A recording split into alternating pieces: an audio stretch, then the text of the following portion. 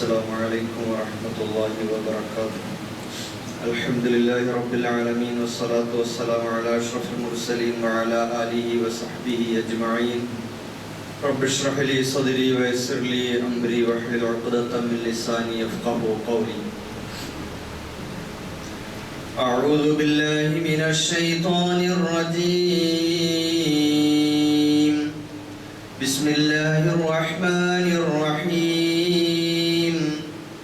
مثل الذين ينفقون أموالهم في سبيل الله كمثل حبة أنبتت 7 سنابل في كل سنبلة 100 حبة والله يضاعف لمن يشاء والله واسع عليم.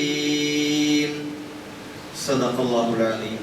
ബഹുമാന്യരായ സഹോദരന്മാരെ, സത്യവിശ്വാസികളെ, ജീവിതത്തിന്റെ നാനാ മേഖലകളിൽ സർവശക്തനായ അല്ലാഹു സുബ്ഹാനഹു വ തആലയുടെ വിധിവിലക്കുകൾ, അല്ലാഹു സുബ്ഹാനഹു വ തആലയുടെ അന്ത്യദൂതൻ മുഹമ്മദുർ റസൂലുള്ളാഹി സ്വല്ലല്ലാഹു അലൈഹി വസല്ലമിന്റെ തിരുചര്യകൾ അനുധാവനം ചെയ്ത് ജീവിതത്തിൽ പ്രാവർത്തികമാക്കി അല്ലാഹുവിന്റെ പ്രീതി നേടാനും അതിലൂടെ ഇഹലോകത്തും പരലോകത്തും വിജയം വരിക്കാനുമുള്ള നിതാന്തമായ ശ്രമങ്ങളിൽ ഏർപ്പെടണമെന്ന് എൻ്റെ സഹോദരങ്ങളോട് എന്നോടെന്ന പോലെ ഞാൻ ഓർമ്മിപ്പിക്കുകയാണ്. കാര്യങ്ങൾ ശ്രദ്ധയോടെ കേൾക്കുകയും നല്ലതു മാത്രം പിൻപറ്റുകയും ചെയ്യുന്ന, ചിന്തിക്കുന്ന സന്മാർഗദർശികളായ സജ്ജനങ്ങളിൽ അല്ലാഹു നാം ഏവരെയും ഉൾപ്പെടുത്തി അനുഗ്രഹിക്കുമാറാകട്ടെ. പരിശുദ്ധമായ റമളാൻ അതിൻ്റെ 2ാമത്തെ 10ലേക്ക് കടന്നു കഴിഞ്ഞിരിക്കുകയാണ്. മഗ്ഫിറത്തിന്റെ ദിനങ്ങളായി വാഴ്ത്തപ്പെടുന്ന ഈ നാളുകളിൽ പാപമോചനത്തിന്റെ എല്ലാ വശങ്ങളെക്കുറിച്ചും മനസ്സിലാക്കുകയും നമ്മൾ പാപമുക്തരായി അല്ലാഹുവിന്റെ അടുക്കൽ പരിപൂർണമായ വിശുദ്ധി കൈവരിക്കാനുള്ള ശ്രമങ്ങളിൽ ഏർപ്പെടുകയും ചെയ്യേണ്ട സന്ദർഭമാണിത്. പാപമോചനം എന്ന് പറയുമ്പോൾ അല്ലാഹു സുബ്ഹാനഹു വ തആലയോട് ഉള്ള അകലമില്ലാതാക്കി അവനോട് അടുപ്പം സമ്പാദിക്കുകയും അവന്റെ വിധിവിലക്കുകൾ പ്രാവർത്തികമാക്കാൻ വേണ്ടി നമ്മൾ പരിശ്രമിക്കുകയും ചെയ്യുക. അതിൽ പ്രധാനപ്പെട്ടത് മനുഷ്യരുമായിട്ടുള്ള ബന്ധങ്ങളിൽ, ഇടപാടുകളിൽ, ക്രയവിക്രയങ്ങളിൽ, ഹക്കിടപാടുകളിൽ വീഴ്ചയില്ലാതെ ആളുകളുമായി ബന്ധപ്പെട്ട ആ ഇടപാടുകൾ പൂർണ്ണമായ നിലയിൽ നമുക്ക് ബാധ്യതയില്ലാതാക്കി തീർക്കുക എന്നതാണ്. റസൂലുള്ളാഹി സ്വല്ലല്ലാഹു അലൈഹി വസല്ലമയുടെ റമളാനിലെ ജീവിതത്തെക്കുറിച്ച് സഹാബാക്കൾ വിശേഷിപ്പിക്കുമ്പോൾ അവിടെ നമുക്ക് കാണാൻ കഴിയും, കാന റസൂലുള്ളാഹി സ്വല്ലല്ലാഹു അലൈഹി വസല്ലം അജ്വദൻ നാസി വകാന അജ്വദ മാ യകൂനു ഫീ റമളാൻ. റസൂലുള്ളാഹി സ്വല്ലല്ലാഹു അലൈഹി വസല്ലം ജനങ്ങളിൽ ഏറ്റവും വലിയ ധർമ്മിഷ്ഠനായിരുന്നു. ഉദാരമായി എല്ലാവർക്കും ഇഷ്ടം പോലെ ദാനം ചെയ്യുന്നയാളായിരുന്നു. റമളാനാകുമ്പോൾ ആ സ്വഭാവം കുറച്ചുകൂടി ഏറ്റവും ഉച്ചസ്ഥായിയിലാകുന്ന ഒരവസ്ഥയാണ് ഉണ്ടായിരുന്നത്. റസൂലുള്ളാഹി സ്വല്ലല്ലാഹു അലൈഹി വസല്ലം ഹീന യൽഖാഹു ജിബ്രീൽ അജ്വദ ബിൽ ഖൈരി മിന റീഹിൽ മുർസല. എല്ലാ റമളാനിന്റെ ഓരോ ദിവസത്തിലും രാത്രിയിലും ജിബ്രീൽ അലൈഹിസ്സലാം നബി സല്ലല്ലാഹു അലൈഹി വസല്ലമിനെ സന്ദർശിക്കാൻ വരും. നബിയോട് ഖുർആനിന്റെ പാഠങ്ങൾ പരിശോധിക്കും. ആ സന്ദർഭങ്ങളിലെല്ലാം നബി സല്ലല്ലാഹു അലൈഹി വസല്ലം ചെയ്യുന്നത്, അല്ലാഹുവുമായിട്ട് അടുക്കുമ്പോൾ മറുതലയ്ക്കൽ നബി ചെയ്യുന്നത് മിനർ റീഹിൽ അജ്വദ മിനർ റീഹിൽ മുർസല, അടിച്ചു വീശുന്ന കാറ്റിനേക്കാൾ വ്യാപകാർത്ഥത്തിലും ആളുകൾക്ക് ആശ്വാസം നൽകുന്ന അർത്ഥത്തിലും ദാനധർമ്മങ്ങൾ വർദ്ധിപ്പിക്കുമായിരുന്നു എന്ന് റസൂലുള്ളാഹി സ്വല്ലല്ലാഹു അലൈഹി വസല്ലമിനെ പറ്റി സഹാബാക്കൾ പറയുന്നതായിട്ട് നമുക്ക് കാണാൻ കഴിയും. സഹോദരന്മാരെ, നമ്മൾ ഈ മാസത്തിൽ നമ്മുടെ സാമ്പത്തിക ബാധ്യതകളെ കുറിച്ച് ചിന്തിക്കേണ്ട സന്ദർഭങ്ങൾ കൂടിയാണ്. സാമ്പത്തിക ബാധ്യതകളെ കുറിച്ച് ചിന്തിക്കുമ്പോൾ ആദ്യമായി നമ്മുടെ മുമ്പിൽ വരുന്നത് ഫർളായ സക്കാത്താണ്. സക്കാത്തിന് റമളാനുമായിട്ട് നേരിട്ട് ബന്ധം ഇല്ല എങ്കിലും സക്കാത്തിനെ അനുസ്മരിക്കുന്നതിന് നമസ്കാരം പോലെ അല്ലെങ്കിൽ നോമ്പ് പോലെ ഹജ്ജ് പോലെയുള്ള ഒരു പ്രത്യേക സന്ദർഭം സമയബന്ധിതമായി നമ്മുടെ മുമ്പിൽ വരുന്നില്ല. കാരണം ഓരോരുത്തരുടെയും സാമ്പത്തികമായ ഇടപാടുകൾ അതിന്റെ വർഷം തികയുന്ന മുറയ്ക്ക്, അതിന്റെ തോത് വരുന്ന മുറയ്ക്കാണ് സക്കാത്ത് ബാധകമാകുന്നത്. അതുകൊണ്ട് തന്നെ അതിനെ കലണ്ടറിലെ ഏതെങ്കിലും ഒരു പ്രത്യേക മാസവുമായിട്ടോ മറ്റോ ബന്ധിപ്പിക്കാൻ നമുക്ക് സാധ്യമല്ല. എങ്കിലും പുണ്യങ്ങളുടെ പൂക്കാലമായ പുണ്യങ്ങളെ കുറിച്ച് കൂടുതൽ ചിന്തിക്കുകയും അത് നമ്മുടെ മനസ്സ് പാകമായി തീരുകയും ചെയ്യുന്ന ഒരു സന്ദർഭം എന്ന നിലയിൽ നമുക്ക് സക്കാത്തിനെ കുറിച്ച് ഈ സന്ദർഭത്തിൽ ആത്മപരിശോധന നടത്തേണ്ടതുണ്ട്. സക്കാത്തിനെ സംബന്ധിച്ചിടത്തോളം അബൂബക്കർ സിദ്ദീഖ് റളിയല്ലാഹു തആല അൻഹു ഇസ്ലാമിന്റെ ഖിലാഫത്ത് ഏറ്റെടുത്ത സന്ദർഭത്തിൽ അന്നേരം റസൂലുള്ളാഹി സ്വല്ലല്ലാഹു അലൈഹി വസല്ലം വഫാത്തായ സന്ദർഭമാണ്. വഫാത്താകുമ്പോൾ പല ആളുകളും മുർത്തദാവുന്നു, ഇസ്ലാമിൽ നിന്ന് പുറത്തു പോകുന്നു. വേറെ കുറെ ആളുകൾ മുനാഫിക്കുകളായി മാറുന്നു. ഇങ്ങനെ പലതരത്തിൽ അവിടെ ചാബല്യം ഉണ്ടായിത്തീരുന്നു. വ്യതിചലനങ്ങൾ ആളുകൾക്ക് സംഭവിക്കുന്നു. കുറെ ആളുകൾ അക്കൂട്ടത്തിൽ സക്കാത്ത് നിഷേധിക്കുന്നു, സക്കാത്ത് കൊടുക്കാൻ തയ്യാറാവുന്നില്ല. അന്നേരം അബൂബക്കർ സിദ്ദീഖ് റളിയല്ലാഹു തആല അൻഹു പറഞ്ഞത്, ലൗ മനഊനി ഇഖാലൻ കാന യുഅദ്ദൂനഹാ ഇലാ റസൂലില്ലാഹി സ്വല്ലല്ലാഹു അലൈഹി വസല്ലം ലഖാതൽതുഹും അലാ മൻഇഹി. ആരെങ്കിലും അല്ലാഹുവിന്റെ റസൂലിനെ കൊടുത്തിരുന്ന ഒരു ഒട്ടകത്തിന്റെ മൂക്ക് കയറെങ്കിലും സക്കാത്തിന്റെ ഇനത്തിൽ എനിക്ക് നിഷേധിക്കുകയാണെങ്കിൽ അല്ലാഹുവാണ് സത്യം, ഞാൻ അവരോട് യുദ്ധം ചെയ്യുക തന്നെ ചെയ്യും. എന്നിട്ട് അബൂബക്കർ റളിയല്ലാഹു അൻഹു പറയുന്നു, വല്ലാഹി ല ഉഖാതിലന്ന മൻ ഫറഖ ബൈന സ്വലാത്തി വസ്സകാ. നമസ്കാരത്തിന്റെയും സക്കാത്തിന്റെയും ഇടയിൽ വേർതിരിവ് കൽപ്പിച്ചവനോട് ഞാൻ യുദ്ധം ചെയ്യുക തന്നെ ചെയ്യും എന്ന് പറഞ്ഞുകൊണ്ട് ഇങ്ങനെ ദീർഘിച്ചു പോവുകയാണ് സംഭാഷണം. സഹോദരങ്ങളെ, അന്നേരം ഉമർ റളിയല്ലാഹു അൻഹു ചോദിച്ചു, അല്ല അബൂബക്കറെ, അത് നമുക്ക് വേണമോ? സ്വന്തം സമുദായത്തോട് ഇത്ര കാർക്കശ്യത്തോടെ ഇടപെടേണ്ടതുണ്ടോ? ഉണ്ട് ഉമറേ, അന്ത ജബ്ബാറുൻ ഫിൽ ജാഹിലിയ്യത്തി വഖവ്വാറുൻ ഫിൽ ഇസ്ലാം. നീ ജാഹിലിയ കാലത്ത് വലിയ ധീരനും ഇസ്ലാമിൽ വന്നപ്പോൾ വലിയ ഭീരുവുമായി മാറിപ്പോയോ എന്ന് ചോദിക്കുകയുണ്ടായി.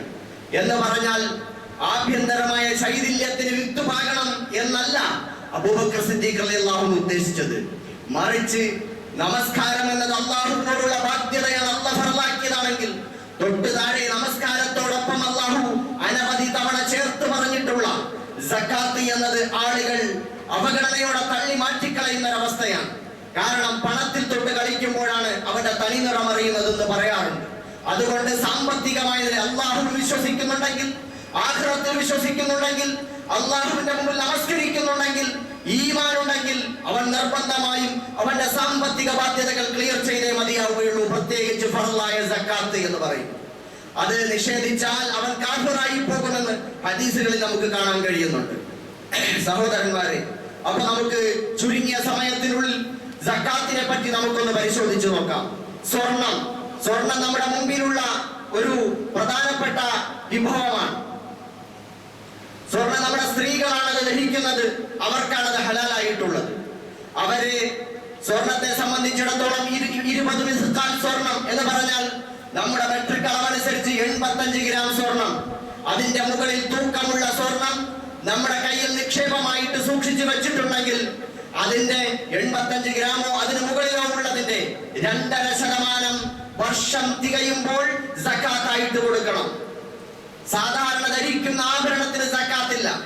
എന്നാൽ സാധാരണയിൽ കവിഞ്ഞ് ധരിക്കുന്ന ആഭരണം ശാഫിഈ മദ്ഹബ് അനുസരിച്ച് കറാഹത്താണ്, പാടില്ല. എന്നാൽ ആ ആഭരണം സാധാരണയിൽ കവിഞ്ഞ് ധരിക്കുന്ന ആഭരണത്തിന് സക്കാത്തുണ്ടോ ഇല്ലയോ എന്ന് പണ്ഡിതന്മാർ ചർച്ച ചെയ്തിട്ടുണ്ട്. 2 അഭിപ്രായങ്ങളുണ്ട്. ധരിക്കുന്നത്, ഉപയോഗിക്കുന്നത് എന്ന അർത്ഥത്തിൽ അതിന് സക്കാത്തില്ല എന്നതാണ് ഒരു അഭിപ്രായം.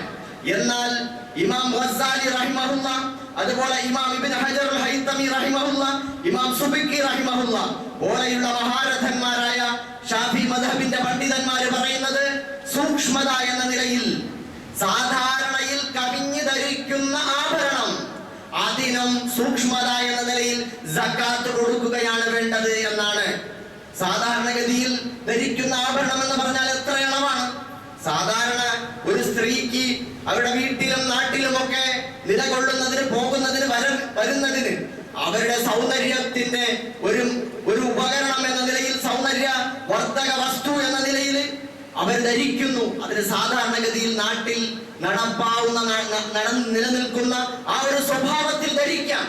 എന്നാൽ അത് അളവിൽ കവിഞ്ഞ് ഇസ്രാഫ് എന്ന നിലയിൽ, ആക്ഷേപാർഹമായ നിലയിൽ, വർദ്ധിച്ച തോതിൽ ധരിച്ച് സക്കാത്ത് കൊടുക്കാതെയും ഇരിക്കുകയാണെങ്കിൽ അത് ആക്ഷേപ സക്കാത്ത് കൊടുക്കണം. അതാണ് സൂക്ഷ്മതയുടെ മാർഗം എന്നാണ് പ്രമുഖരായ പണ്ഡിതന്മാരുടെ അഭിപ്രായം എന്ന് നമ്മൾ മനസ്സിലാക്കേണ്ടതുണ്ട്.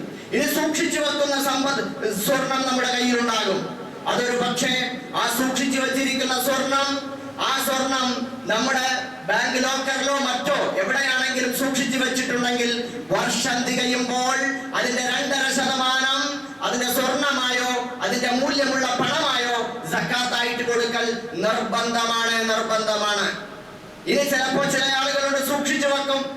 സൂക്ഷിച്ചു വെച്ചിട്ട് സക്കാത്തിൽ നിന്ന് ഒഴിവാകാൻ വല്ലപ്പോഴും ഒക്കെ എടുത്തിട്ട് ഒരു സ്വർണ്ണമാല എടുത്തിടും, അല്ലെങ്കിൽ ഒരു ചെയിൻ എടുത്തിടും, ഒരു വളയോ ഒരു മോതിരമോ എടുത്ത് ധരിക്കും. കാരണം ധരിക്കുന്ന ആഭരണമാണ്, അതുകൊണ്ട് അതിന് സക്കാത്തില്ല എന്ന് വരുത്തി തീർക്കാൻ പടച്ചോടെ പറ്റിക്കാൻ ചെയ്യുന്ന പരിപാടിയാണ്.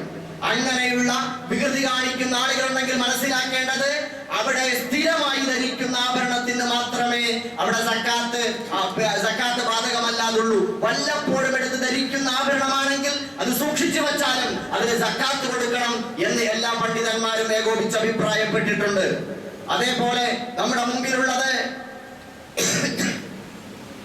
പണമായിരിക്കും. പിന്നെ ഉള്ളത് പണത്തെ സംബന്ധിച്ചിടത്തോളം നിലവിലുള്ള അതിന്റെ നിസാബ് കണക്കാക്കുന്നത് വെള്ളിയാണ്. 200 ദിർഹം വെള്ളിയുടെ നിസാബാണ് കണക്കാക്കുന്നത്, തോതാണ് കണക്കാക്കുന്നത്. അഥവാ 595 ഗ്രാം വെള്ളി. 595 ഗ്രാം വെള്ളി ഇന്നത്തെ നിലവിലെ ഇക്കഴിഞ്ഞ ആഴ്ചയിലെ മാർക്കറ്റ് വില നോക്കുമ്പോൾ 65,000 രൂപ വരും. 65,000 രൂപയ്ക്ക് മേൽ ഒരാളുടെ കൈവശം പണമായിട്ട് അയാൾ ഒരു വർഷം സൂക്ഷിച്ചിരുന്നാൽ അതിന് 65,000 രൂപയോ അതിന് മുകളിലോ ഉള്ള സംഖ്യയ്ക്ക് മുഴുവനും 2.5% സക്കാത്ത് കൊടുക്കേണ്ടതുണ്ട്. 2.5% സക്കാത്ത് കൊടുക്കേണ്ടതുണ്ട്. ചില ആളുകളെ അവർ 50,000-ഉം 1,00,000-ഉം 2,00,000-ഉം അതിലധികവും ഒക്കെ ശമ്പളം വാങ്ങുന്ന ആളുകളുണ്ടാകും.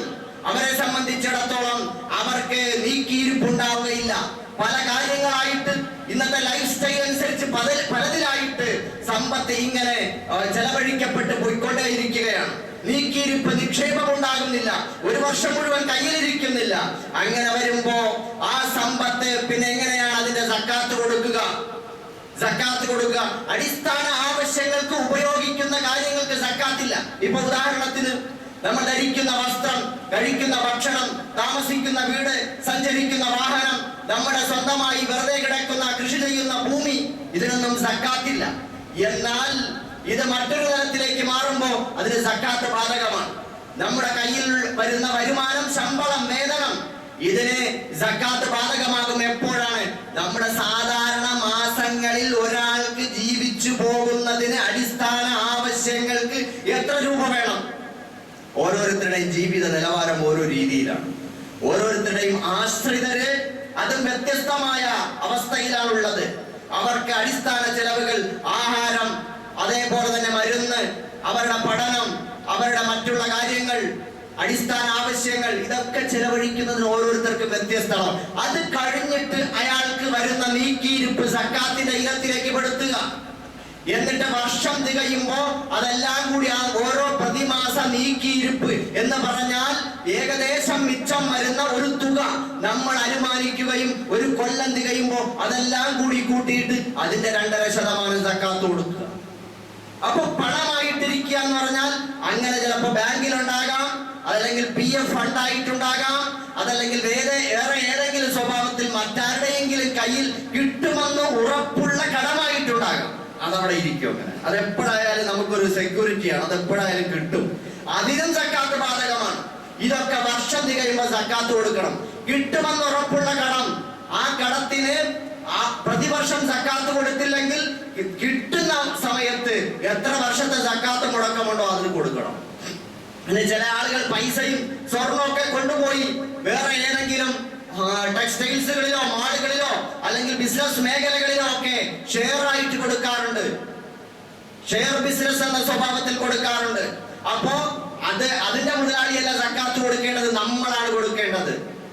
നമ്മൾ അതിന്റെ വർഷം തികയുമ്പോൾ അതിന്റെ സക്കാത്ത് കൊടുക്കണം. അത് നമ്മുടെ ബാധ്യതയാണ്. കച്ചവടം എന്ന് പറയുമ്പോ 65,000 രൂപയ്ക്ക് മേലെ മുതൽ മുടക്കുള്ള ഏതൊരു കച്ചവടവും അതിന് വർഷം തികയുമ്പോൾ സക്കാത്ത് കൊടുക്കണം. സാധാരണ ഒരു സ്ഥാപനം തുടങ്ങുന്നതിന് സാധാരണഗതിയിൽ ചെലവാകുന്ന അതിന്റെ നടത്തിപ്പ് ചെലവുണ്ടാകും. ബാക്കിയുള്ള തയ്യാറെടുപ്പുകൾ, സജ്ജീകരണങ്ങൾ, ഇതിനൊന്നും അത് ബാധകമാവില്ല. എന്നാൽ കച്ചവടം തുടങ്ങി വർഷം തികയുമ്പോ അന്നേരം നിലവിലുള്ള സ്റ്റോക്ക്, അതിന്റെ മാർക്കറ്റ് വിലയും നോക്കി, കയ്യിലുള്ള നീക്കിയിരിപ്പ് ലാഭവിഹിതവും നോക്കി, അതോടൊപ്പം കിട്ടുമെന്നുള്ള കടവും ചേർത്തിട്ട് ആകെ സംഖ്യയെ അതിന്റെ 2.5% കണക്കാക്കിയിട്ട് സക്കാത്ത് കൊടുക്കണം. നിർബന്ധമാണ്, അല്ലെങ്കിൽ അത് ഹറാമാണ്. റിയൽ എസ്റ്റേറ്റ് നടത്തുന്നവരുണ്ടാകും. ഒരു വർഷത്തിൽ ഒരാള് 1 ഏക്കർ ഭൂമി വാങ്ങി. 1 ഏക്കർ ഭൂമി വാങ്ങി ബിസിനസ് ആവശ്യാർത്ഥമാണ് ഇട്ടിരിക്കുന്നത്. അങ്ങനെയൊന്നും ഉദ്ദേശിച്ചിട്ടില്ല, വെറുതെ 1 ഏക്കർ ഭൂമി വാങ്ങിയിട്ടേക്കാണ്. അതിന് സക്കാത്ത് കൊടുക്കണ്ട. കാരണം എന്താ, അയാൾ ഉദ്ദേശിച്ചിട്ടുള്ളത് അയാളുടെ മക്കൾക്കൊക്കെ വീട് വെക്കാൻ സൗകര്യപ്പെടുന്ന നിലയിൽ, അല്ലെങ്കിൽ കൃഷി ചെയ്യാൻ വേണ്ടിയിട്ടൊക്കെയാണ്. കൃഷി ചെയ്യാനിട്ടാൽ കൃഷിക്കാണ് സക്കാത്ത് കൊടുക്കേണ്ടത്. ഇത് വെറുതെ കിടക്കുന്ന ഭൂമിയാണെങ്കിൽ അതിന് സക്കാത്ത് കൊടുക്കണ്ട. അപ്പോ അതിന് വേറെ എന്തെങ്കിലും ആവശ്യത്തിനായിരിക്കുമല്ലോ. അതേസമയം അത് ബിസിനസ് ആവശ്യത്തിന് വാങ്ങിയിട്ടതാണ്, അതിനെ വേറൊരാൾക്ക് മറിച്ചു വെക്കാനും അതിന്റെ ലാഭം എടുക്കാനും വേണ്ടിയാണ് അങ്ങനെ വാങ്ങിയതെങ്കിൽ, അങ്ങനെ എപ്പോഴാണോ അങ്ങനെ ഉദ്ദേശിച്ചിട്ട് വാങ്ങിയിട്ടുള്ളത് ആ സമയം മുതൽ അതിന്റെ സക്കാത്ത് കൊടുക്കണം. വർഷം തികയുമ്പോൾ അതിന്റെ 2.5% സക്കാത്ത് കൊടുക്കണം. ഒരു വർഷത്തിൽ എത്ര കച്ചവടം നടന്നോ ആ കച്ചവടം മുഴുവൻ കണക്കാക്കണം. എന്നിട്ടാണ് അതിന് സക്കാത്ത് കൊടുക്കേണ്ടത്. ഇതേപോലെ തന്നെ വാടക ഇനത്തിൽ സാധാരണ മനുഷ്യ ജീവിതം തട്ടിമുട്ടി പോകുന്ന നിലയിൽ വാടക വാങ്ങി ജീവിക്കുന്നവരുണ്ട്. അവരുടെ അടിസ്ഥാന ആവശ്യം കഴിച്ചാൽ പിന്നൊന്നും ബാക്കി ഉണ്ടാവില്ല, അവർക്കത് ബാധകമല്ല. എന്നാൽ വാടക വലിയ തോതിൽ വർഷത്തിൽ 65,000 രൂപയിലേറെ നീക്കിയിരിപ്പ് വരുന്ന നിലയിലുള്ള വാടക വരുമാനങ്ങളുള്ളവർ ആ വാടക വരുമാനത്തിനും സക്കാത്ത് കൊടുക്കണം. 2.5% സക്കാത്ത് കൊടുക്കണം.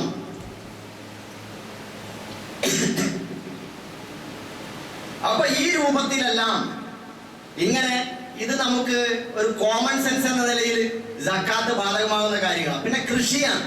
കൃഷിയെ സംബന്ധിച്ചിടത്തോളം കൃഷി ഇന്നെല്ലാം നശിച്ചുകൊണ്ടിരിക്കുകയാണ്. വൻതോതിൽ അതിന്റെ കൃഷികൾ ഇന്ന് കാണുന്നില്ല. റബ്ബറായാലും നാളികേരമായാലും അതേപോലെ മറ്റുള്ള കാർഷികോൽപ്പന്നങ്ങളായാലും അതിനും സക്കാത്ത് ബാധകമാണ്. അത് നമ്മുടെ മുമ്പിൽ ഇല്ലാത്തതുകൊണ്ട് തൽക്കാലം സമയക്കുറവുകൊണ്ട് ഞാൻ ചർച്ച ചെയ്യുന്നില്ല. ഇനി സക്കാത്ത് നൽകാതെ ഒരാളങ്ങ് മരിച്ചുപോയി, അയാൾക്ക് ഫർളാണ്. എന്നാൽ അയാളുടെ സമ്പത്ത് കൈകാര്യം ചെയ്യുന്നതിന് മുമ്പ്, അനന്തരാവകാശം എന്ന നിലയിൽ അതിനെ എടുത്ത് കൈകാര്യം ചെയ്യുന്നതിന് മുമ്പ്, ഷെയർ ചെയ്യുന്നതിന് മുമ്പ് അയാൾക്ക് എത്ര വർഷത്തെ സക്കാത്താണോ അയാളുടെ കയ്യിൽ ഉടമസ്ഥതയിൽ ആ വസ്തു, ആ ഭൂമി അല്ലെങ്കിൽ അയാളുടെ സമ്പത്ത് കൈവന്നതിന് ശേഷം സക്കാത്ത് മുടക്കമുള്ളത്, ഓരോ വർഷത്തെയും സക്കാത്ത് ഏതിനത്തിലാണോ കൊടുക്കേണ്ടത് അതിലേക്ക് ഇതിൽ നിന്നും പൈസ എടുത്ത് കൊടുത്തിട്ടേ അത് ഓഹരി ചെയ്യാവുള്ളൂ, അല്ലെങ്കിൽ അത് തെറ്റാണ്, ഹറാമാണ്. പിന്നെ നമ്മുടെ മുമ്പിൽ വരുന്ന സാമ്പത്തിക ബാധ്യത എന്ന് പറയുന്നത്, അപ്പൊ സക്കാത്തിനെ കുറിച്ച് ഞാൻ ചുരുക്കി എന്ന് പറഞ്ഞതാണ്. ഇനി നമ്മുടെ മുമ്പിൽ വരുന്നത് റമദാനിൽ ഫിദിയയാണ്. വയോവൃദ്ധരായ ആളുകള്, രോഗികൾ, ഇവർക്ക് നോമ്പ് പിടിക്കാൻ പറ്റൂല. ഖുർആൻ പറഞ്ഞു അലല്ലദീന യുതീഖൂനഹു ഫിദിയത്തുൻ തുആമു മിസ്കീൻ. നോമ്പ് പിടിക്കാൻ കഴിയാത്ത ആളുകൾ എന്ന് പറഞ്ഞാൽ ആരോഗ്യം ഉണ്ടാക്കിയെടുത്താലേ അയാൾക്ക് നോമ്പ് പിടിക്കാൻ പറ്റുള്ളൂ. ആ അവസ്ഥയിൽ അയാൾ അങ്ങനെ സാധാരണ നിലയിൽ നോമ്പ് പിടിക്കാനുള്ള ആരോഗ്യമില്ല, വയോവൃദ്ധനാണ് അല്ലെങ്കിൽ രോഗിയാണ്, അയാൾ നോമ്പ് പിടിക്കേണ്ട കാര്യമില്ല. അതിന് പകരം എന്ത് ചെയ്യണം? ഫിദിയത്തുൻ തുആമു മിസ്കീൻ, ഒരു സാധുവിന് ഉള്ള ആഹാരം കൊടുക്കണം, ഫിദിയ കൊടുക്കണം പ്രായച്ചിത്തമായി.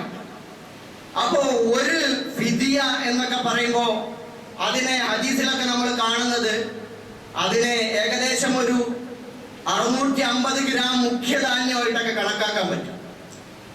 ഒരു സാധുവിന്റെ ആഹാരം ത്വാം എന്നാണ് പറഞ്ഞത്. അപ്പൊ സാധാരണ ഈ ഡ്രൈ ആയിട്ട് അരി വാങ്ങി ഇങ്ങനെ കൊടുക്കുന്നതിന് പകരം അവരുടെ ആഹാരം ഭക്ഷണം എന്ന നിലയിൽ കണക്കാക്കി അതിനൊരു വില നിശ്ചയിച്ചിട്ട് 100 രൂപയെങ്കിലും അയാൾക്ക് കൊടുക്കത്തക്ക ഒരു സാധുവിന് ഒരു ദിവസം വൃദ്ധനോ രോഗിയോ ആയ ആള് നോമ്പ് ഉപേക്ഷിക്കുന്നുണ്ടെങ്കിൽ ഒരു 100 രൂപയെങ്കിലും ഒരു സാധുവിന് ആഹാരം എന്ന നിലയിൽ കണക്കാക്കിയിട്ട് കൊടുക്കുകയോ അതല്ലെങ്കിൽ ആഹാരം കഴിപ്പിക്കുകയോ ഇഫ്താറിനോ അല്ലെങ്കിൽ സഹകരണം അങ്ങനെ കൂട്ടാറില്ല. ഇഫ്താറിനോ മറ്റോ ഒക്കെ കൂട്ടിയിട്ട് വിഭവസമൃദ്ധമായ നിലയിൽ ആഹാരം കൊടുത്താലും അത് അയാൾക്ക് ഫിദിയയായി തീരും. അതേപോലെ തന്നെ ഗർഭിണിയായ ആള്, മുലയൂട്ടുന്ന സ്ത്രീ, ഗർഭിണികളും മുലയൂട്ടുന്നവരുമായ സ്ത്രീകൾ, അവരെ സംബന്ധിച്ചിടത്തോളം സ്വന്തം ശരീരത്തിന്റെ ആരോഗ്യസ്ഥിതി അത് മോശമാകും, ബുദ്ധിമുട്ടാകും എന്ന് വിദഗ്ധനായ ഡോക്ടർ, വിശ്വാസയോഗ്യനായ ഡോക്ടറുടെ അഭിപ്രായം അനുസരിച്ച് അവിടെ അയാൾ നിലകൊള്ളുകയാണെങ്കിൽ നോമ്പ് ഉപേക്ഷിക്കാം, അയാൾക്ക് പിന്നീട് പിടിച്ചു പിടിയാൽ മതി. എന്നാൽ അയാളെ സംബന്ധിച്ചിടത്തോളം അയാളുടെ ഗർഭവതി അവരുടെ കുഞ്ഞിന്റെ കാര്യത്തിൽ, മുലയൂട്ടുന്ന സ്ത്രീ അവരുടെ കുഞ്ഞിന്റെ കാര്യത്തിലാണ് ഭയപ്പെടുന്നതെങ്കിൽ പണ്ഡിതന്മാര് പറയുന്നത് അതിന് അവിടെ ഫിദിയ കൊടുക്കണം. നോമ്പ് പിടിച്ചു വിടുന്നതിനോടൊപ്പം തന്നെ ഫിദിയ കൊടുക്കണം. നേരത്തെ പറഞ്ഞതുപോലെ ഒരു സാധുവിന് ആഹാരം എന്ന നിലയിൽ അയാൾ ഫിദിയ കൊടുക്കേണ്ടതുണ്ട്. അതേപോലെ ഇനി ഒരാൾ നോമ്പ് മനഃപൂർവ്വം ഉപേക്ഷിച്ചു, റമദാനിന്റെ പകലിൽ ഭാര്യ ഭർത്തൃ ബന്ധത്തിൽ ഏർപ്പെട്ടു, എന്തോ ദുർബല നിമിഷത്തിൽ സംഭവിച്ചു, മനഃപൂർവ്വമാണ് സംഭവിച്ചത്. അങ്ങനെ സംഭവിച്ചാൽ അയാൾ എന്ത് ചെയ്യണം? അടിമത്തമുള്ള കാലത്താണെങ്കിൽ അടിമയെ മോചിപ്പിച്ച് സ്വതന്ത്രനാക്കി വിടുന്നതിലൂടെ അയാൾക്ക് ആ പാപത്തിൽ നിന്ന് മോചനം ഉണ്ടാവും. എന്ന് പറഞ്ഞാൽ ഇസ്ലാം ഒരു ഭാഗത്ത് പാപമായി കാരുന്ന കാര്യത്തിന് പരിഹാരം നിശ്ചയിക്കുന്നത് എന്താണ്? മനുഷ്യർക്ക് മോചനം കൊടുത്തുകൊണ്ടാണ്. അപ്പൊ അടിമയെ മോചിപ്പിക്കണം. അടിമയില്ലാത്തൊരവസ്ഥയിലാണെങ്കിലോ 2 മാസം തുടർച്ചയായി നോമ്പെടുക്കണം. അതിനത്ര ഗൗരവമുണ്ട്. അതിന് കഴിയാത്ത ആളാണെങ്കിലോ 60 സാധുക്കൾക്ക് ആഹാരം കൊടുക്കണം. 60 സാധുക്കൾക്ക് ആഹാരം കൊടുക്കണം. അപ്പൊ ഇതാണ് അതിന്റെ കഫാറത്ത്, പ്രായച്ചിത്തം എന്ന് പറയുന്നത്. ഇതേപോലെ ഫിത്ർ സക്കാത്ത്. ഫിത്ർ സക്കാത്ത് എന്ന് പറയുന്നത് പെരുന്നാൾ ദിവസം ഒരാളും അയാളുടെ ആശ്രിത കുടുംബത്തിലുള്ള ഭാര്യ, മക്കൾ, മാതാപിതാക്കൾ ഇവർക്കൊക്കെ അവർ പട്ടിണിയില്ലാതെ കഴിയുമെന്ന അവസ്ഥയുണ്ടെങ്കിൽ, ബാക്കിയുണ്ടെങ്കിൽ ആ വീട്ടിലുള്ള ഓരോരുത്തരെ, തന്നെയും താൻ ചെലവിന് കൊടുക്കൽ നിർബന്ധമായ ഓരോരുത്തരെയും കണക്കാക്കി, അന്ന് ജനിച്ച കുട്ടിയുണ്ടെങ്കിൽ ആ കുട്ടിയെ പോലെ കരുതിക്കൊണ്ട് ഓരോരുത്തർക്കും ഏകദേശം ഒരു 2.5 കിലോഗ്രാം മുഖ്യധാന്യം എന്ന നിലയിൽ ഫിത്ർ സക്കാത്തായിട്ട് കൊടുക്കണം. അത് കൊടുക്കുമ്പോഴാണ് നോമ്പ് പൂർത്തിയാവുന്നത്, അതിന്റെ സ്വീകാര്യത ഉണ്ടായിരിക്കുന്നത്. അപ്പൊ ഇത്തരത്തിലെല്ലാം പല രൂപത്തിൽ നമ്മളെ സാമ്പത്തികമായ ബാധ്യതകൾ നമ്മളിൽ വന്നു ചേർന്നുകൊണ്ടിരിക്കുന്നു. ഇതിനെല്ലാം ഉപരി സാർവത്രികമായി നമ്മൾ കേട്ടിട്ടില്ലാത്ത ഒരു കാര്യം കൂടി പറഞ്ഞുകൊണ്ട് ഞാൻ അവസാനിപ്പിക്കുകയാണ്. അതായത് ഒരാൾക്ക് വാർഷിക നിക്ഷേപമായി എത്ര സമ്പത്താണ് നമ്മുടെ കയ്യിൽ വെക്കാൻ പറ്റുന്നത്? ഇപ്പൊ ശാഫിഈ മദ്ഹബ് അനുസരിച്ചാണ് നോക്കുന്നതെങ്കിൽ ഒരാൾക്ക്, അയാൾക്കും അയാളുടെ ആശ്രിതർക്കും 1 കൊല്ലം ജീവിച്ചു പോകാനാകുന്ന ഒരു നിക്ഷേപം മാത്രമേ നിരുപദ്രവകരമായി കയ്യിൽ വെക്കാൻ പാടുള്ളൂ. അതിൽ കൂടുതൽ വെക്കുന്നത് കറാഹത്താണ്. അത് സമൂഹത്തിൽ ആവശ്യങ്ങളുണ്ടെങ്കിൽ, അത്യാവശ്യങ്ങളുണ്ടെങ്കിൽ സമൂഹത്തിന്റെ ആവശ്യത്തിനനുസരിച്ച് അയാളുടെ സമ്പത്ത് കൊടുക്കൽ അയാൾക്ക് നിർബന്ധമാണ്. അയാൾ അങ്ങനെ കൊടുക്കാൻ തയ്യാറായില്ലെങ്കിൽ, അവിടുത്തെ ഇസ്ലാമിക ഭരണാധികാരിയാണ് നാട് ഭരിക്കുന്നതെങ്കിൽ ഇസ്ലാമിക ഭരണാധികാരി അയാളിൽ നിന്ന് നിർബന്ധപൂർവം അത് പിടിച്ചെടുത്ത് അർഹതപ്പെട്ടവർക്ക് കൊടുക്കണം. എന്ന് പറഞ്ഞാൽ സ്വകാര്യ സ്വത്ത് പറ്റൂല എന്നല്ല ഇസ്ലാം പറയുന്നത്. മറിച്ച് അതിനൊക്കെ ഒരു ബാധ്യതയുണ്ട്. ഇഷ്ടം പോലെ എനിക്കും എന്റെ കെട്ടിയോൾക്കും കുട്ടികൾക്കും എന്റെ കുടുംബത്തിനുമെല്ലാം തലമുറകളോളം ജീവിക്കാനുള്ള ഇഷ്ടം പോലെ സ്വത്ത് വാങ്ങിക്കൂട്ടിയിരിക്കുന്നു. സമൂഹത്തിൽ പട്ടിണി പാവങ്ങൾ കിടക്കുന്നു. സമൂഹത്തിൽ മുസ്ലിങ്ങൾക്ക് സ്വസ്ഥമായി നിർഭയമായി നമസ്കരിക്കാൻ പറ്റുന്ന ഭദ്രമായ കാലഘട്ടത്തിന് ആവശ്യമുള്ള ഒരു പള്ളി ആവശ്യമുണ്ട്. മക്കളെ പഠിപ്പിക്കാൻ നല്ല മദ്രസ കെട്ടിടം ആവശ്യമുണ്ട്. അതല്ലെങ്കിൽ അവിടെ കുടിവെള്ളത്തിനുള്ള സംവിധാനങ്ങൾ ഏർപ്പെടുത്തേണ്ടതുണ്ട്. അല്ലെങ്കിൽ മഹല്ലിൽ വീടില്ലാത്ത കുറെ ആളുകളുണ്ട്. ഒരു 100 ആളുകൾ 1000 പേര് താമസിക്കുന്ന ഒരു നാട്ടിലുണ്ട്. അതല്ലെങ്കിൽ അവിടെ രോഗം കൊണ്ട് പൊറുതിമുട്ടുന്ന ആളുകൾ ചികിത്സിക്കാൻ നിവൃത്തിയില്ലാതെ കഴിയുന്നുണ്ട്. ഇങ്ങനെയൊക്കെയുള്ള അവസ്ഥയുള്ളപ്പോൾ ഒരാൾക്ക്, അയാൾക്കും അയാളുടെ കുടുംബത്തിന് ആശ്രിതർക്കും ജീവിക്കാൻ 1 വർഷത്തിന് ആവശ്യമുള്ള നിക്ഷേപം കഴിച്ച് ബാക്കിയുണ്ടെങ്കിൽ അയാൾ കൊടുക്കൽ അയാൾക്ക് ഫർളാണ്, സുന്നത്തല്ല. നിർബന്ധമായിട്ട് അയാൾ കൊടുക്കണം. അയാൾ കൊടുത്തില്ലെങ്കിൽ ഇസ്ലാമിക ഭരണകൂടമാണെങ്കിൽ അത് നിർബന്ധപൂർവം അയാളിൽ നിന്ന് പിടിച്ചെടുത്തിട്ട് വേണം കൊടുക്കാൻ എന്നാണ് ഇസ്ലാമിന്റെ കൽപ്പന. സഹോദരങ്ങളെ, അത്ര ഗൗരവമുണ്ട്. റസൂലുള്ളാഹി സ്വല്ലല്ലാഹു അലൈഹി വസല്ലമയുമായി ബന്ധപ്പെട്ട് നമുക്ക് കാണാൻ കഴിയും. അബൂ സഈദ് അൽ ഖുദരി റളിയല്ലാഹു തആല അൻഹു പറയുന്നു, ബൈനമാ നഹ്നു ഫീ സഫറിൻ മഅ നബി സ്വല്ലല്ലാഹു അലൈഹി വസല്ലം, ഞങ്ങൾ നബി സ്വല്ലല്ലാഹു അലൈഹി വസല്ലമയോടൊപ്പം ഒരു യാത്രയിലായിരുന്നു. അന്നേരം ഒരാള് ഒരു വാഹനപ്പുറത്ത് ഇങ്ങനെ സഞ്ചരിക്കുകയാണ്, ഒട്ടകപ്പുറത്ത് സഞ്ചരിക്കുകയാണ്. ഫജഅല യസ്രിഫു ബസറഹു യമീനൻ വശിമാല, വലത്തോട്ടും ഇടത്തോട്ടും അയാൾ ഇങ്ങനെ പരക്കെ നോക്കിക്കൊണ്ടാണ് പോകുന്നത്.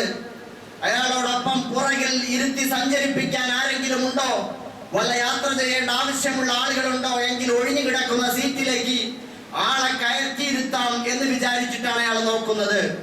ഫഖാല റസൂലുള്ളാഹി സ്വല്ലല്ലാഹു അലൈഹി വസല്ലം, അപ്പോൾ നബി സല്ലല്ലാഹു അലൈഹി വസല്ലം സഹാബാക്കളോട് പറയുകയാണ്, മൻ കാന ഫീ ഫളിൻ ലഹരിൻ ഫൽയഉദ് ബിഹി അലാ മൻ ലാ ലഹറ ലഹു, ആരുടെയെങ്കിലും കൈവശം അവന്റെ വാഹനത്തിന്റെ ബാക്കി ഭാഗം ഒഴിഞ്ഞു കിടപ്പുന്നുണ്ടെങ്കിൽ അത് ഇല്ലാത്തവന് വേണ്ടി അവൻ വിട്ടുകൊടുക്കട്ടെ. വമൻ കാന ലഹു ഫദ്ലുൻ മിൻ സാദിൻ ഫൽയഉദ് ബിഹി അലാ മൻ ലാ സാദ ലഹു, ആരുടെയെങ്കിലും കൈവശം ആവശ്യം കഴിഞ്ഞ ഭക്ഷണം ഉണ്ടെങ്കിൽ ഭക്ഷണമില്ലാത്തവർക്കത് അവൻ എത്തിച്ചു കൊടുക്കട്ടെ. ഖാല ഫദക്കറ മിൻ അസ്നാഫിൽ മാൽ മാ ദക്കറ ഹത്താ റഅയ്നാ ലാ ഹഖ്ക ലിഅഹദിൻ മിന്നാ ഫീ ഫദ്ൽ. എന്നിട്ട് നബി സല്ലല്ലാഹു അലൈഹി വസല്ലം സമ്പത്തിന്റെ ഓരോരോ ഇനങ്ങളെ പറ്റിയും എണ്ണി ഇങ്ങനെ പറഞ്ഞുകൊണ്ടേയിരുന്നു. അതിലൊക്കെ മിച്ചമുണ്ടെങ്കിൽ അത് ഇല്ലാത്തവർക്ക് കൊടുത്തുകൊള്ളട്ടെ എന്ന്. എത്രത്തോളം ഞങ്ങൾക്ക് തോന്നി, ഉപയോഗിച്ച് ബാക്കി വന്ന ഒരു കാര്യത്തിലും ഞങ്ങൾക്കാർക്കും അവകാശമില്ല എന്ന് തോന്നിപ്പോകുവോളം നബി സല്ലല്ലാഹു അലൈഹി വസല്ലം മറ്റുള്ളവരോടുള്ള ബാധ്യതയെ പറ്റി ഞങ്ങളോട് പറഞ്ഞുകൊണ്ടേയിരുന്നു എന്ന് മഹാനായ അബൂ സഈദ് അൽ ഖുദരി റളിയല്ലാഹു തആല അൻഹു പറയുന്നതായി ഇമാം മുസ്ലിം റഹിമഹുല്ലാഹ് റിപ്പോർട്ട് ചെയ്ത ഹദീസിൽ കാണാൻ കഴിയും. സഹോദരന്മാരെ, നമ്മുടെ ജീവിതത്തിൽ സമൂഹത്തിൽ ഒരുപാട് ആവശ്യങ്ങളുണ്ട്. സക്കാത്ത് നമ്മുടെ ബാധ്യതയാണ്. 8 കൂട്ടരായ ആളുകൾ സക്കാത്ത് തന്നെ ഒരു നാട്ടിൽ കൃത്യമായി വക്കാലത്തിന്റെ സ്വഭാവത്തിൽ വളരെ ഉത്തരവാദിത്തത്തോടുകൂടി ഒരു വക്കീലിനെ നിയമിച്ചുകൊണ്ട് നിശ്ചയിച്ചുകൊണ്ട്, അതായത് ഇസ്ലാമിക ഭരണം നിലവിലില്ലാത്ത നാട്ടിൽ ഷാഫി ഫിഖ് അനുസരിച്ച് തന്നെ അത് ശരിയാകുന്നതാണ്. ഒരു വക്കീലിനെ നിശ്ചയിച്ചുകൊണ്ട് ആ നാട്ടിലുള്ള ആളുകളുടെ സക്കാത്ത് വ്യവസ്ഥാപിതമായി സംഭരിക്കുകയും എന്നിട്ട് അവിടെയുള്ള സാധുക്കളായ ആളുകൾക്ക് അത് അവരുടെ ദാരിദ്ര്യ നിർമാർജനം എന്ന അർത്ഥത്തിൽ കണ്ടുകൊണ്ട് അത് വിതരണം ചെയ്യുകയും ചെയ്താൽ ആ സക്കാത്ത് അവിടെ നിർവഹിക്കപ്പെടും, അതിന്റെ ലക്ഷ്യം പൂർത്തിയാവുകയും ചെയ്യും. വ്യക്തികൾ സക്കാത്ത് കൊടുക്കുമ്പോഴുള്ള പ്രശ്നം എന്താണ്? സക്കാത്ത് വ്യക്തികൾ ഒറ്റയ്ക്ക് കൊടുത്താലും ശരിയാകും. അതിലെ ഒന്നാമത്തെ വഴി അതാണ്, അത് ശരിയാകും.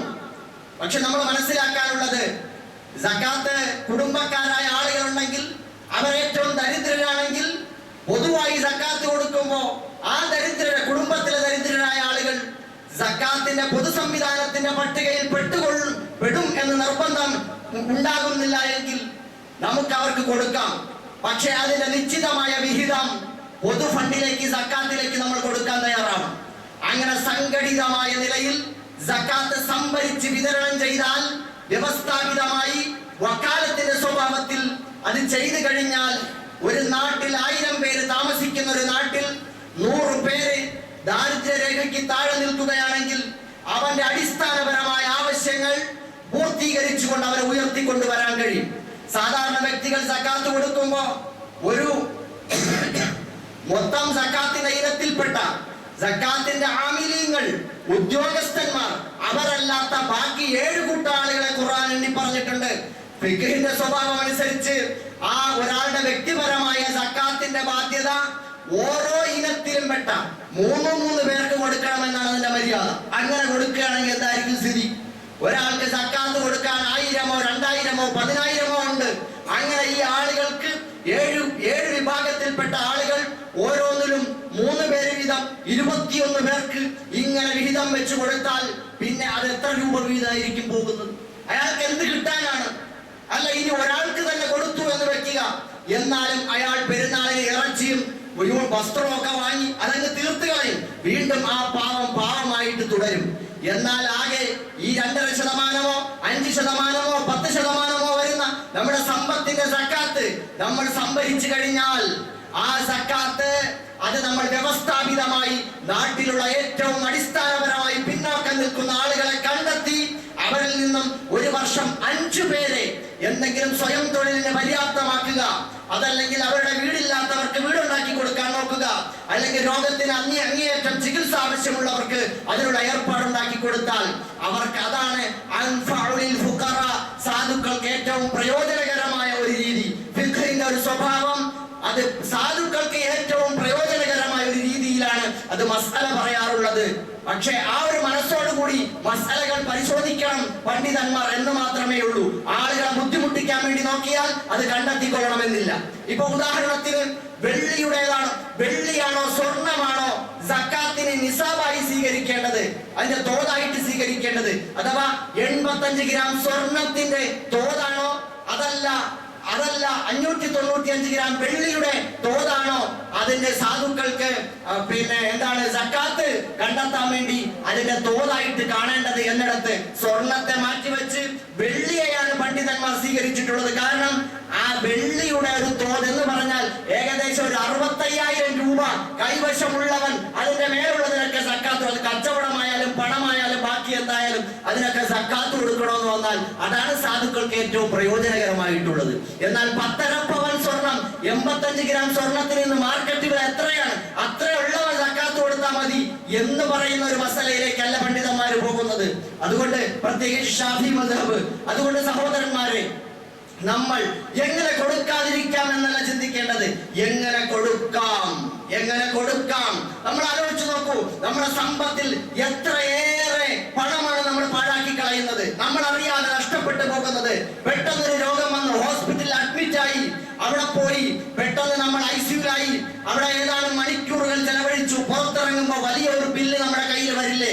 എത്ര രൂപ നമ്മൾ കൊടുക്കണം? ഓർക്കാപ്പുറത്ത് അസാധാരണമായി ശരീരത്തിന്റെ ഏതോ ഒരു ഭാഗത്ത് ഒരു അസാധാരണമായ മുഴ ഉയർന്നു, അതല്ലെങ്കിൽ മറ്റെന്തെങ്കിലും ഒരു പ്രശ്നമുണ്ടായി, കിഡ്നിക്ക് എന്തെങ്കിലും പ്രശ്നമുണ്ടായി, ക്രിയാറ്റിന്റെ അളവ് ക്രമാതീതമായി ഉയർന്നു, അങ്ങനെയൊക്കെ വന്നു. നമ്മുടെ അവസ്ഥ എന്തായിരിക്കും? എത്ര ലക്ഷം രൂപ വേണം കിഡ്നി മാറ്റി വെക്കാൻ, ഹാർട്ടിന്റെ ബ്ലോക്ക് മാറ്റാൻ, അതല്ലെങ്കിൽ കരളിന്റെ പ്രശ്നം പരിഹരിക്കാൻ, അതല്ലെങ്കിൽ നമ്മുടെ ബാക്കിയുള്ള ക്യാൻസറിന്റെ പ്രശ്നം പരിഹരിക്കാൻ എത്ര ലക്ഷം രൂപ നമുക്ക് വേണ്ടി വരും? അപ്പൊ ഇങ്ങനെയൊക്കെ നോക്കുമ്പോ നമ്മൾ ഓർക്കാപ്പുറത്ത് ഒരുപാട് പണം നമ്മളിൽ നിന്ന് അള്ളാഹു പരീക്ഷണങ്ങളിലൂടെ എടുത്തുകൊണ്ടിരിക്കുമ്പോ നിങ്ങളുടെ രോഗികളെ നിങ്ങൾ സദക്കയിലൂടെ ചികിത്സിക്കൂ എന്ന് പറയുന്ന ഹദീസ് നമുക്ക് കാണാൻ കഴിയും. വിപത്തുകളെ നിങ്ങൾ ദാനം കൊണ്ട് തടുക്കൂ എന്ന് പറയുന്ന ഹദീസുകളും കാണാൻ കഴിയും. അതുകൊണ്ട് നമുക്ക് വരാനിരിക്കുന്ന വിപത്തുകളെ തടയാൻ നമ്മുടെ സമ്പത്ത് പിടിച്ചു വെക്കാതെ നമ്മൾ അർഹരായ ആളുകൾക്ക് കൊടുക്കണം. നമ്മുടെ മുമ്പിൽ സക്കാത്ത് എന്ന സ്വഭാവം കൂടെ ഉണ്ട്, ഫിദിയയുടെ സ്വഭാവമുണ്ട്. അതേപോലെ നമുക്ക് അടിസ്ഥാനപരമായി ഈ നാടിന്റെ അടിയന്തര ആവശ്യമാണ് അള്ളാഹുവിന്റെ ഭവനം എന്ന് പറയുന്നത്. ഇത് നമ്മുടെ എല്ലാവരുടെയും ആവശ്യമാണ്. ഒരു തലമുറയുടെ ഈമാന്റെ ഹെഡ് ഓഫീസാണത്, തഖ്വയുടെ ഹെഡ് ഓഫീസാണത്. ആ പള്ളി അവിടെ ഉണ്ടാകണം. മലക്കുകളുടെ സംഗമ സ്ഥാനമാണ്. ഓരോ സന്ദർഭത്തിലും ഓരോ വഖത്തുകൾക്കും മലക്കുകൾ ഇറങ്ങി വരുന്ന സ്ഥലം, കയറി പോകുന്ന സ്ഥലം. അള്ളാഹു നമ്മുടെ നാടിന്റെ ഐശ്വര്യം, സമാധാനം, രോഗശാന്തി, ക്ഷേമം എല്ലാം അള്ളാഹു താല നിവർത്തി കൊടുക്കുന്നത്, പടച്ചവൻ പരിഹരിച്ചു കൊടുക്കുന്നത് ആ പള്ളി കേന്ദ്രീകരിച്ചിട്ടുള്ള ആലോചനയിലൂടെയാണ്. അവിടെ നിന്നാണ് നമുക്ക് ബറക്കത്ത് വരേണ്ടത്, ഐശ്വര്യം വരേണ്ടത്, രോഗശമനം വരേണ്ടത്, പ്രശ്നങ്ങൾ പരിഹരിക്കപ്പെടേണ്ടത്. ആ പള്ളിയിൽ നമ്മുടെ വിയർപ്പിന്റെ അംശം ഉണ്ടാകണം. സഹോദരങ്ങളെ, ഒരുപാട് പേര് സദഖകൾ തീരുമാനിച്ചിട്ടുണ്ട്, കൊടുക്കാൻ തീരുമാനിച്ചിട്ടുണ്ട്. അൽഹംദുലില്ലാഹ്, അല്ലാഹു തആല ഉന്നതമായ പ്രതിഫലം നൽകട്ടെ. നബി സല്ലല്ലാഹു അലൈഹി വസല്ലം പറയുന്നു, എല്ലാ ദിവസവും നേരം പുലർന്നാൽ 2 മലക്കുകൾ പ്രത്യക്ഷപ്പെടും. അവരുടെ പണി എന്താ? പ്രാർത്ഥിച്ചുകൊണ്ടിരിക്കുക. എന്താണ് അവർ പ്രാർത്ഥിക്കുന്നത്? ഒരാൾ പ്രാർത്ഥിക്കും, അല്ലാഹുമ്മ അഅതി മുൻഫിഖൻ ഖലഫാ, പടച്ചവനെ കൊടുക്കുന്നവർക്ക് പകരം കൊടുക്കണേ, കൊടുക്കുന്നവർക്ക് പകരം കൊടുക്കണേ, കൊടുക്കുന്നവർക്ക് പകരം കൊടുക്കണേ. ഇത് മാത്രമാണ് അവരുടെ ദുആ. അപ്പൊ വേറൊരു മലക്ക് പറയും, അല്ലാഹുമ്മ അഅതി മുംസികൻ തലഫാ, പടച്ചവനെ പിടിച്ചു വെക്കുന്നവന് നാശം കൊടുക്കണേ, പിടിച്ചു വെക്കുന്നവന് നാശം കൊടുക്കണേ, പിടിച്ചു വെക്കുന്നവന് നാശം കൊടുക്കണേ. അല്ലാഹു കാത്തുരക്ഷിക്കട്ടെ. സഹോദരന്മാരെ, ഇത് മലക്കുകളുടെ ദുആയാണ്. സാദിഖുൽ അമീനായ സത്യസന്ധനായ റസൂൽ സല്ലല്ലാഹു അലൈഹി വസല്ലം പറഞ്ഞതാണ്. നമുക്ക് അത്ര ഗൗരവം വേണം, അത്ര ഗൗരവത്തോടു കൂടിയാണ് കാണേണ്ടത്.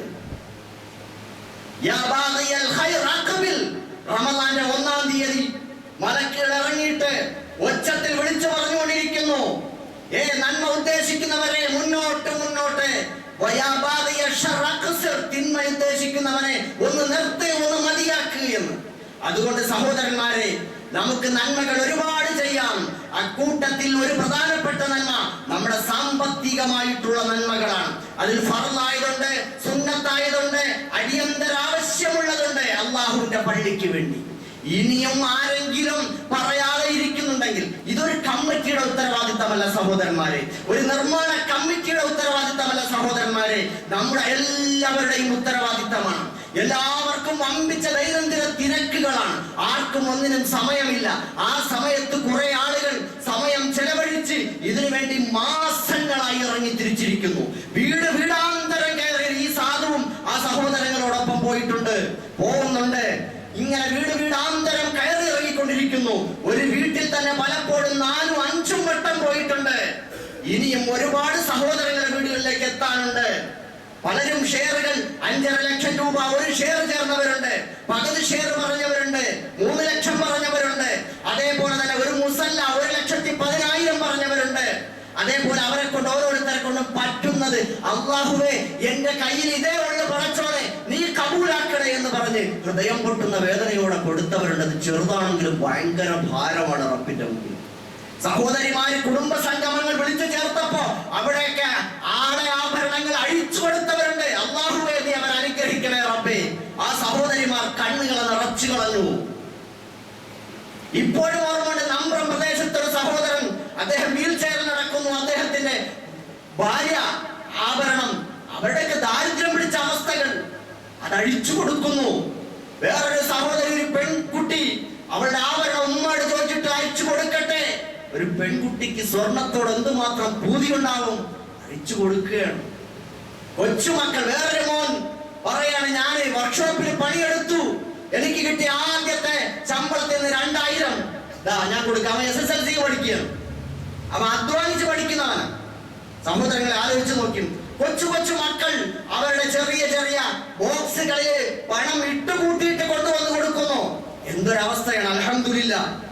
ഒരു അറബിയുടെ പണം മുഴുവൻ ഇങ്ങോട്ട് കൊണ്ടുവന്ന് അറബിക്ക് ഉമ്മാക്കും പാപ്പാക്കും കൂലി ഇട്ടാൻ കൊടുക്കുന്നതിനേക്കാൾ നമ്മൾ അറബിയുടെ പണം അന്വേഷിച്ചു നോക്കി, കിട്ടിയില്ല. നമുക്ക് എന്ത് ചെയ്യാൻ പറ്റും?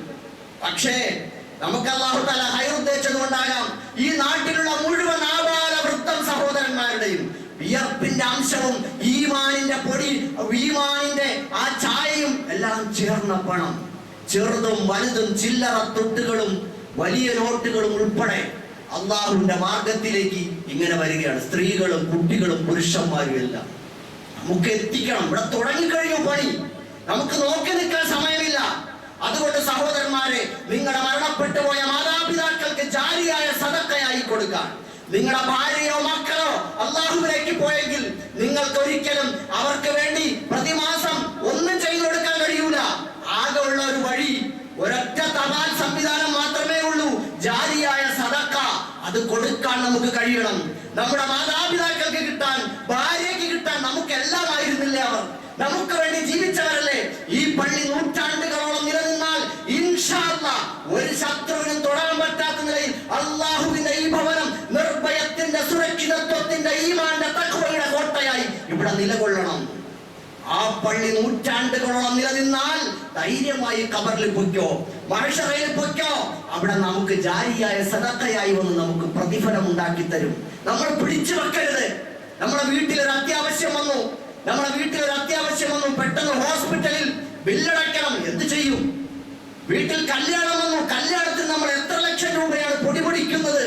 സഹോദരങ്ങളെ, ഹാള് വാടകയ്ക്കെടുത്തും അവിടെ നടത്തുന്ന വിഭവ സമൃദ്ധമായ ഭക്ഷ്യപദാർത്ഥങ്ങളും എത്ര ലക്ഷം രൂപയാണ് നമ്മൾ നശിപ്പിക്കുന്നത്.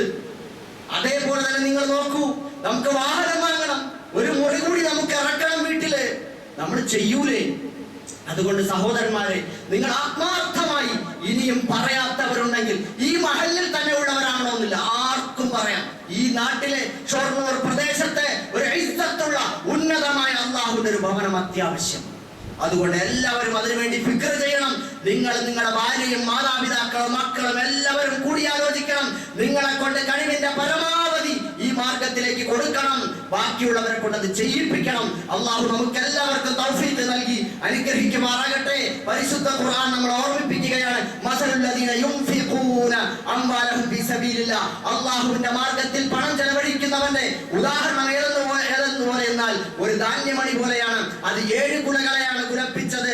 അതിൽ നിന്ന് ഓരോന്നിനും വീണ്ടും 100 മണികളാണ് ഉണ്ടാകുന്നത്.